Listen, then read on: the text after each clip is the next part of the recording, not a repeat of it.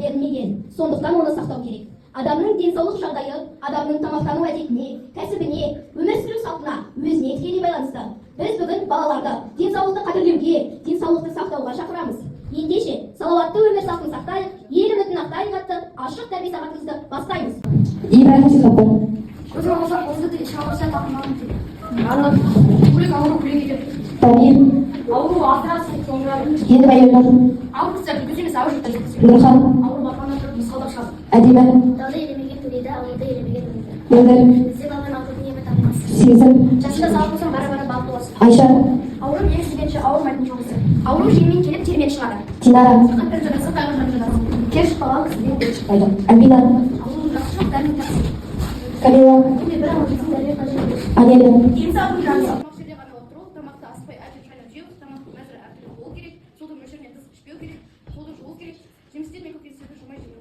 Сіздерге керемет жауап отырып жатқан кезде балалармен бірге тамақтанып келдім, бейіндеп келдім. Және көргенмедім. Балаларға базарлық ретінде тәтті сусын, сағыз, чипси алып келдім. Ұялмай алдыңдар балалар, сендерге алып келдім бәрін. Мен бірге отыр. Қазір сенің әкелген тағамдарыңды дәрігерден сұрайық. Құрметті дәрігер, газды сусын, чипси, сағыз тамақ ретінде қолдануға болады ма? Газды сусынның құрамында түрлі консерванттар мен бояғыштар және дәмділер заттар кіреді. Олар асқазан мен ішек жолына зиян тигізеді.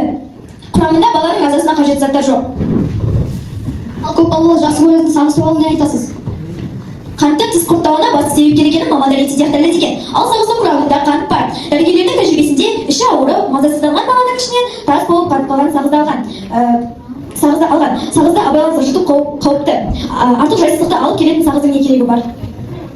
Чипси, яғни қуырылған картоп денсаулыққа зиян емес пе?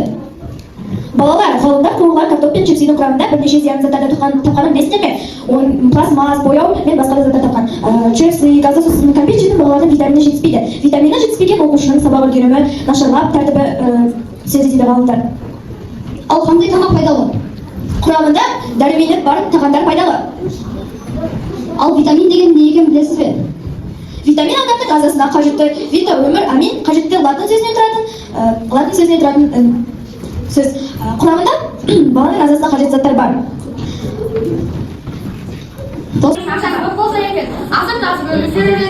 Деп зарлауын қоймайды. Бір күні сол жас жігіттің лақырының қасынан қас тасқалаушы өтіп келе жатып, соның зарлауын естіп қасына келіп, Саған не болды? Сен алпай адам емессің бе? Кәне, қайда менің олбай болдым? Сен мына қолыңды мың сомға кешіруге рұқсат етер ме? Құдай сақтасын, 10 мың сомға да кестірмес едің. Қаншаға берер едің жарық дүниеңді, көре тұғын қырағы көтеріңіз, сақ құлақтарыңды мың аяқтарыңды. денсаулығыңызды күтейік.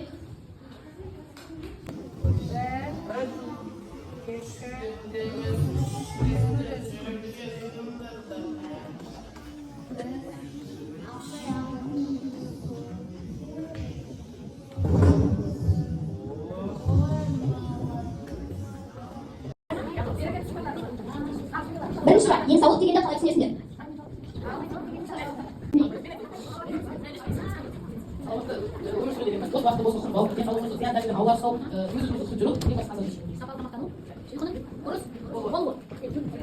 Таңертеңгілік жаттығу жасау үшін не үшін қажет? Таңертең жаттығу жасау дегеніміз, ол сені күні бойы серек жүруіне және ол сенің денсаулығыңа әсер етеді.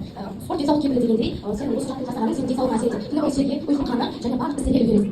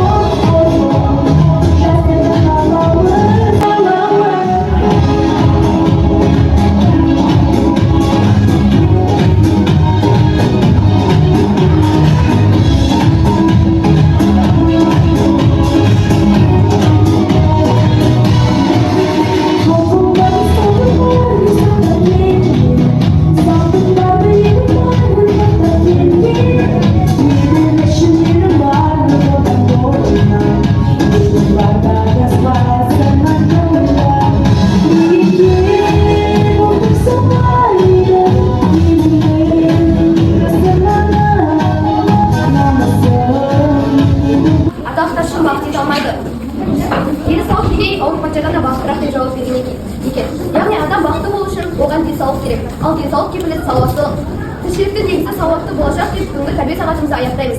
Сауатты өмір салатын жандарға жан сергетіңдер. Қорытынды сөз мектебіміздің тәрбиесі жөніндегі орынбасарымыз Бибісара Әсетіллақызы алқасына беріледі. Офисті басқарыңыздар, мықты дәрігер болыңыздар, мықты ұстаз болыңыздар, мықты министр болыңыздар.